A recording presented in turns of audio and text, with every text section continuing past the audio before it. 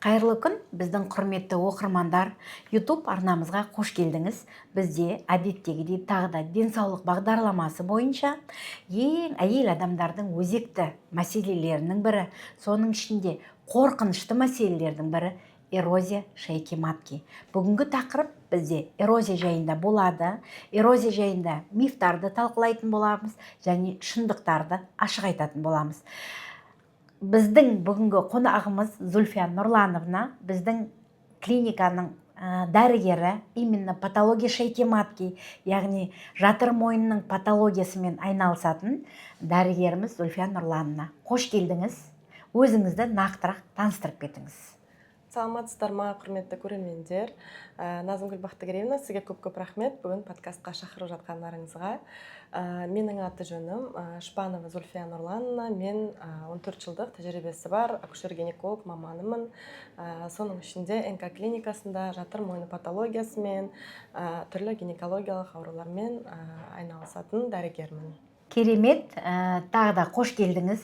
Енді бүгінгі тақырып сізге әдейі арнап алдық, себебі біздің инстаграмға да әйелдердің қорқынышпен, үреймен келетін эрозия деген сөзді естісе, кәдімгідей қорқып келетін пациенттарымызға бүгін сеніммен жалпы эрозия деген не деген сұрақтан бастасақ. Сол эрозия деген жалпы не өзі? Ол қалай пайда болады?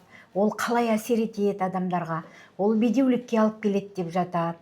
Ол қабыну процестері ракке айналып кетеді деп жатады. Солардың бәріне нақтырақ тоқталып кетсеңіз. Жалпы айтуыңыз дұрыс. Қазіргі заманда көп әйелдердің ең басты сұрағы: мен эрозиямды емдетуге келдім деп келеді.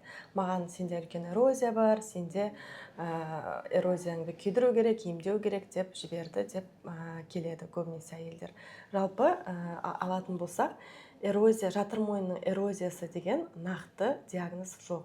Өйткені эрозия деген нақты аудармасы оның жара деген мағынаны білдіреді. Яғни қазір бұл жер жараланып эрозия болып тұр деген сөзді. Бізде көп жағдайда жатыр мойнының жай ғана эктопиясын эрозия деп атайды. Ол бұрыннан қалыптасып келе жатырған сондай өзі бір түсінік. Бұрынғы заманнан гинеколог дәрігерлер егер жатыр мойнының қызарған бір учаскетін көрсе, соның барлығын эрозия деп атаған. Қазіргі заманда бұл понятияны біздер уже жаймендеп ауыстырып келе жатырмыз. Яғни көп әйелдерге уже түсіндіріп, бұл эрозия емес, бұл жай ғана эктопия деп бұл мәселені біз уже жаймендеп қойып келе жатырмыз. Эрозия деген диагнозды қоюды. Сонымен эрозия дегеніміз нақты ол бір жараны айтады ғой да, белгіленген. Ендігі тақырып, ендігі сұрақ сізге: жалпы эрозияның белгілері қандай болады? Жалпы эрозияның белгілері дегенде, егер жатыр көзбен қараған кезде ғана ол көрінетін ақау десек те болады.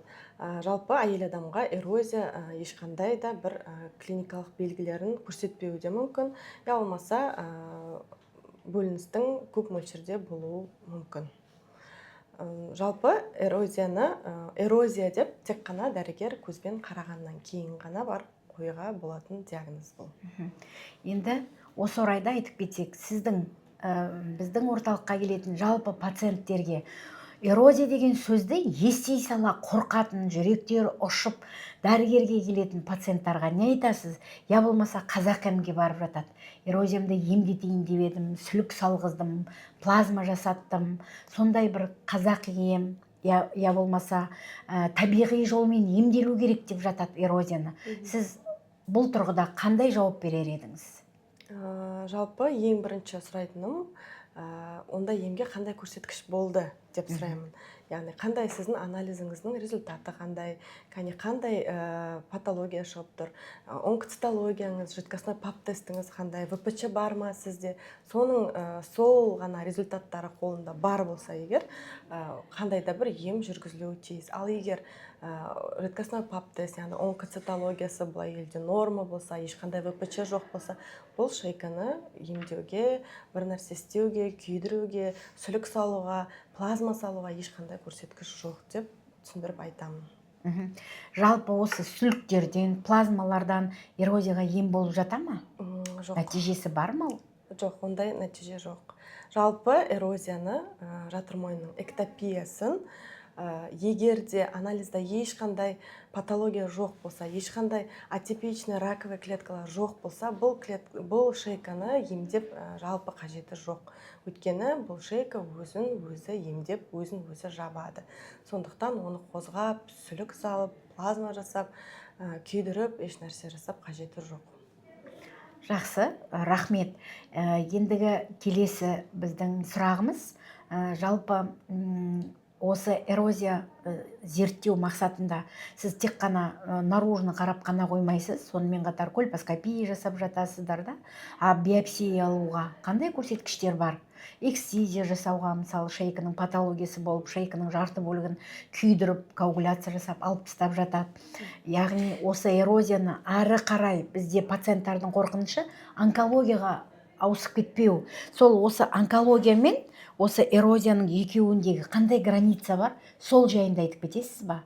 Мысалы, біздің өздің орталықта мына 5 айдың көрсеткішін алған кезде жалпы келген пациенттардың арасынан 4 онкологиялық осы аурулар шықты. Именно эрозияны тексеріс бағытында, биопсия алу бағытында. Сол асқынбау үшін сонда пациенттар не жасау керек? Яғни эрозия бар, ол жаңағыдай жара анықталды, я болмаса жыныстық қатынас кезде қансырайды, я болмаса клиникасы болсын болмасын, ары қарай соны қаралмай жүре бермес үшін жақсы, дәрігер бәрі жақсы деп, ол пациент тағы да бір жылға жоқ болып кетеді. Ондай пациенттарға не айтасыз? Ондай жағдайлар болады. Ең алдымен бұл жалпы поэтапны жүретін процесс. Жатыр мойнының рагы ол бір жылда пайда болатын нәрсе емес.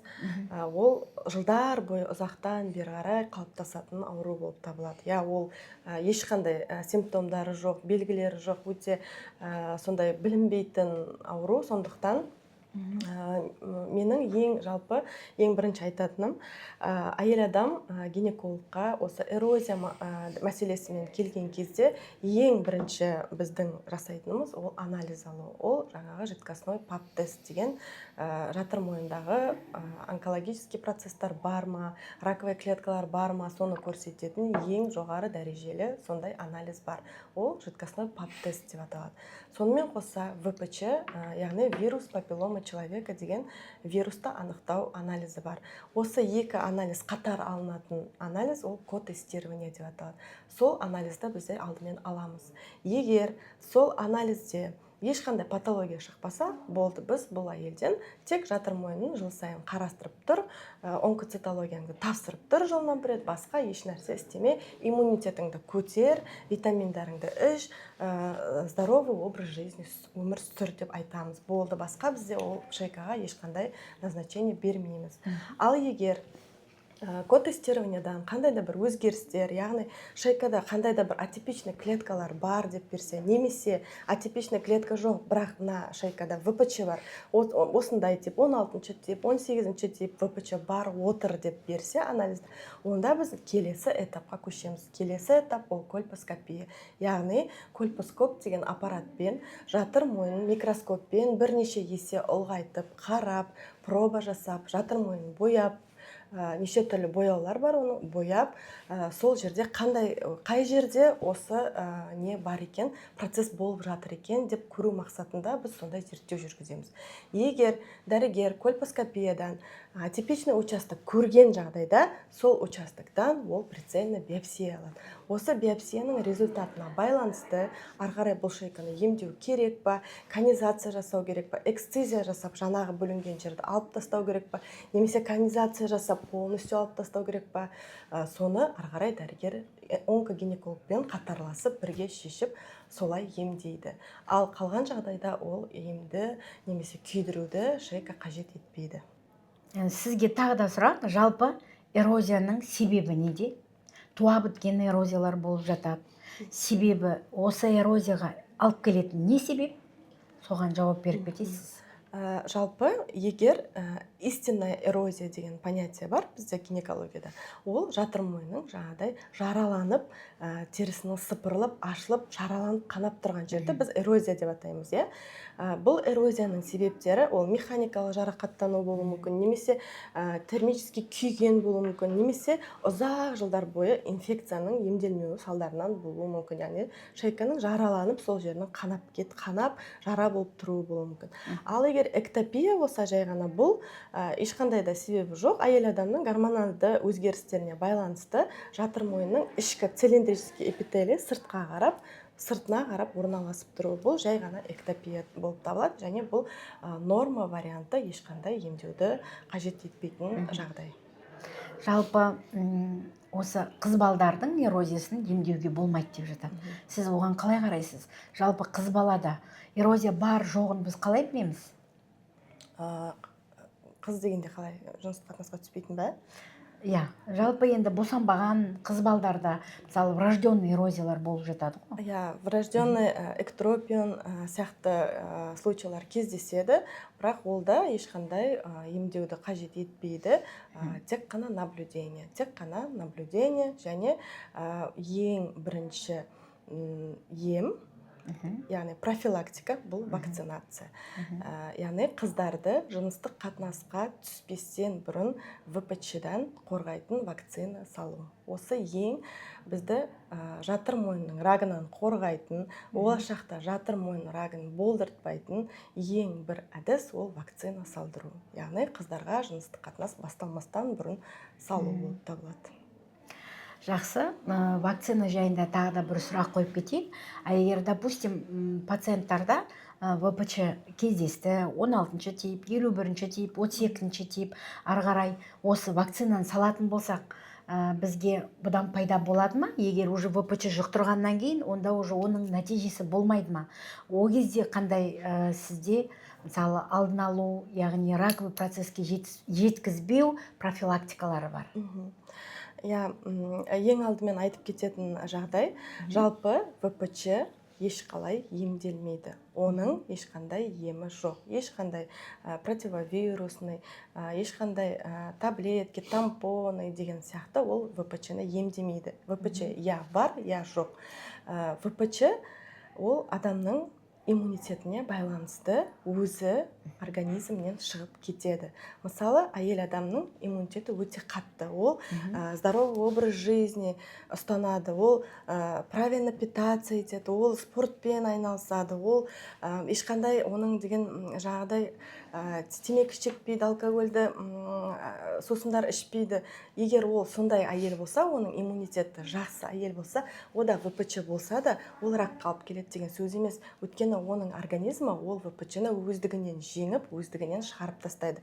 Яғни 2-3 жылдың ішінде ол ВПЧ өзі шығып кетеді әйелдің организмінен. Ал егер сізде, мысалы, әйел адамда ВПЧ уже бар болған жағдайда, көп әйелдер сұрайды, менде мысалы 16-шы тип, осындай тип ВПЧ бар, маған вакцина алсам, көмектесе ма, емдей ма деп сұрайды. Жоқ, вакцина ол бар ВПЧ-ні емдемейді.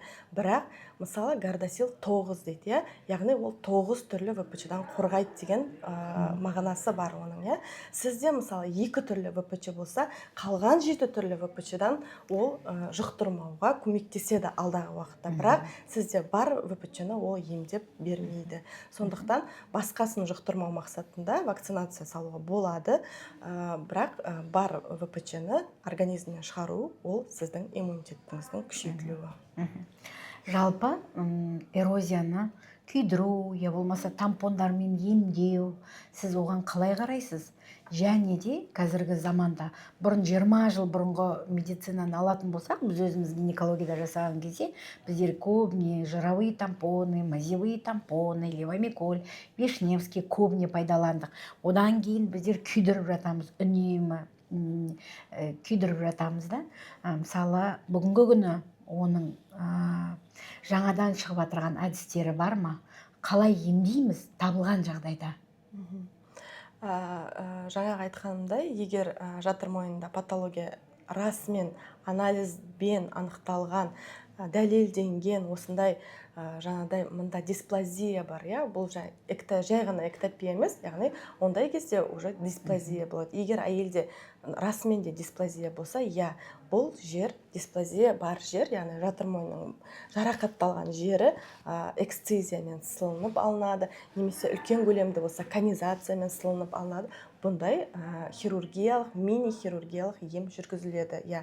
Ол өте жаңағыдай жиі кездеспейді, ол расымен де дисплазия анықталып, бұл әйелде болашақта ракқа айналып кету мүмкін деген әйелдерге ғана ондай хирургиялық ем жасаймыз. Ал егер жоқ, ондай ештеңе жоқ, онкоцитология норма, ешқандай атипичный клетка жоқ, ВПЧ жоқ, бірақ эрозия бар, эктопия бар, жатыр мойны қызарып тұр деген әйелдерге біз жоқ, онда күйдірмейміз, тампон салмаймыз, ешнәрсе істемейміз, тек жаңағыдай иммунитетті көтер, здоровый образ жизни. Микрофлораны восстановление, да? Сондай, және инфекциядан қорған. Местное лечение береміз. Инфекциядан қорған, егер және де ВПЧ анықталмаған әйел болса, вакцина салдыр деп рекомендация береміз. Жақсы, рахмет. Не себепті біздің осы именно Қазақстанда онкология, именно жатыр мойнының онкологиясы көбейіп отыр?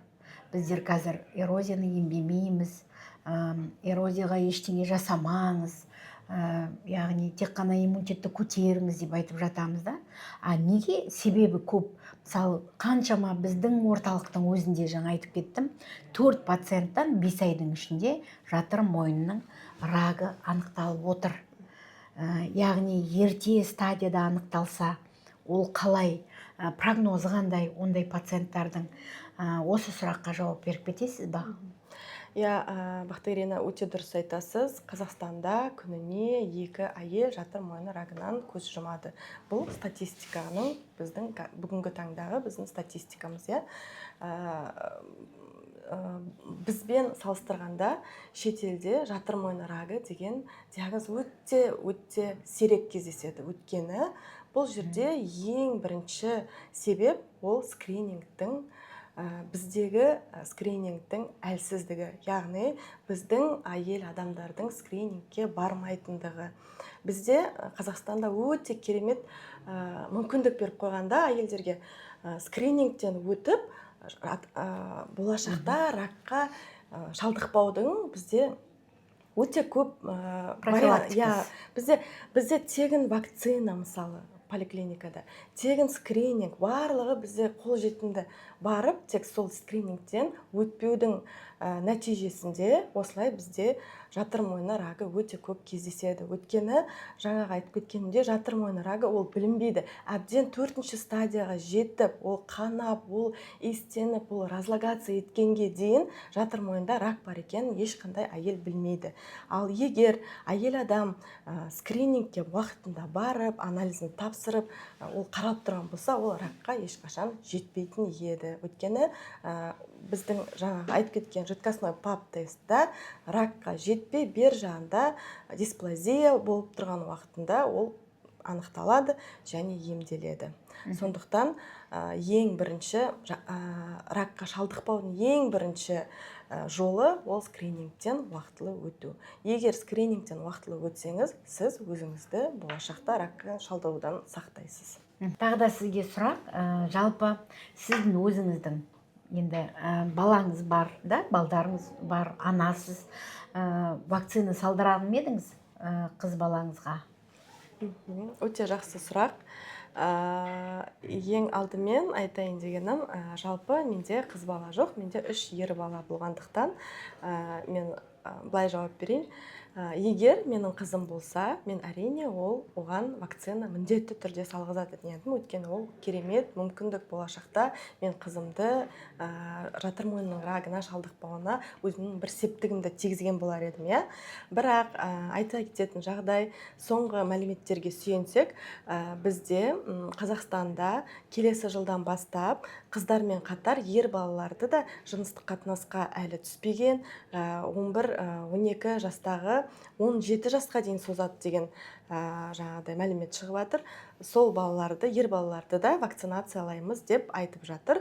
Егер де келесі жылы сондай жаңағыдай қол қойылып, сондай бізге келетін болса, мен өз балаларымды міндетті түрде вакцинаға апарамын.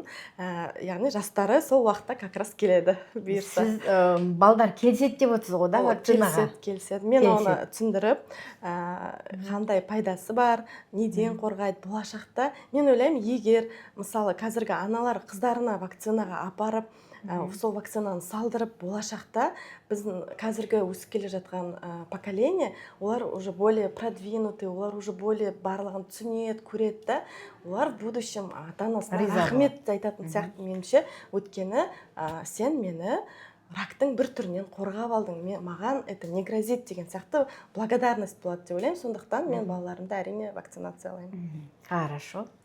Керемет. Жалпы эрозия кезінде жыныстық қатынасқа түсуге болады ма? Әрине. Болады. Эрозия, мифтерге тоқталып кетейікші. Эрозия, жатыр мойнының эрозиясы, ол міндетті түрде күйдіру керек. Жоқ, жатыр мойнының эрозиясын күйдіру деген қате ұғым. Жатыр мойнының эрозиясын қазақи еммен емдеу. Жоқ, ол да қате. Миф.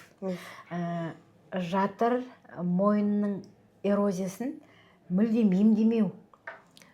Егер анализ дұрыс болса, емдемеуге болады.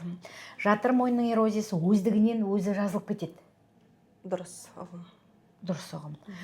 Жатыр мойнының эрозиясы ракке алып келеді. Егер БПЧ болса, сол жерде шанс бар. Жатыр мойнының эрозиясы кезінде жүктілік болмау керек деп атады. Жоқ, раковый процесс жоқ болса, жүкті бола беруге болады. Жатыр мойнының эрозиясы кезінде спираль салмау. Егер анализ дұрыс болса, спиральға қарсы көрсеткіш жоқ. Хорошо. Жалпы дегенмен енді айта кетейік, бұл жерде барлығын бүгінгі теманы біздер эрозияға арнадық. Біздің қорқынышпен келетін пациенттарымыз, сіздер біздің орталықтың дәрігеріне сенім артып толықтай келе аласыздар. Бірақ ол эрозияны емдемеу деген сөз, ол мүлдем дәрігерге қаралмау деген сөз емес. Жылына 2 рет профилактикалық тексерістен өтіп тұру, яғни сізде патология анықталған болатын болса, кольпоскопиядан өту, барлық тексерістерді сеніммен біздің орталыққа келе аласыздар. Тағы да қуанышты жаңалық айтқымыз келеді. Егер де сіз біздің YouTube каналымыздың подкастын толықтай тыңдаған болсаңыз, өзіңіздің историяңызға алып кетіп, біздің YouTube каналымызды белгілейтін болсаңыз, және де өз ойыңызды, пікіріңізді ашық ұялмай жазып кеткен болсаңыз, біз сол историялардың ортасынан бір толық тексерісті тегін өткізуді ұйымдастырамыз. Яғни ол толық тексеріске не кіреді? Жалғыз енді бұл жерде эрозияға қатысты мәселе емес, жүкті болсаңыз да, я болмаса профилактикалық тексерістен өткіңіз келіп тұратын болса, сіз өзіңіздің историяңызға міндетті түрде біздің YouTube каналымызды белгілеп кетіңіз. Толық тексерістің ішіне не кіреді? Жеке Зульфия Нұрланнан кеңесі, яғни тегін консультация кіреді. Оның ішіне тегін мазок анализдер кіреді. Код тестирование деген, яғни онкоцитология жидкостной және ВПЧ-ның барлық түрлеріне тегін анализ тапсырып кете аласыздар. Және де кольпоскопия қажет болатын болса, кольпоскопиядан өте аласыздар. Осындай біздің құрметті оқырмандарымызға, бізді үнемі тыңдайтын, қолдайтын оқырмандарымызды бір пациентті қуантқымыз келеді. Көп рахмет. Зульфия Нұрлан, келісесіз ғой? Келісемін. Мен сіздің атыңыздан сөйлеп жатырмын. Бірақ енді менің командамның соншалықты бір-бірімізді поддержка жасайтынымыз, бұл кісілер никогда жоқ деген сөз айтпайды. Бұл кісілерге менің мотивациям беретін 3 қағида бізде. Білмеймін деп айтпау, жоқ деген сөз айтпау, үнемі күліп жүру. Баршаңызда аман есен болыңыздар, үнемі күліп жүріңіздер, ауырмаңыздар, гинекологиялық тексерістен жылына 2 мезгіл өтіп тұрыңыздар.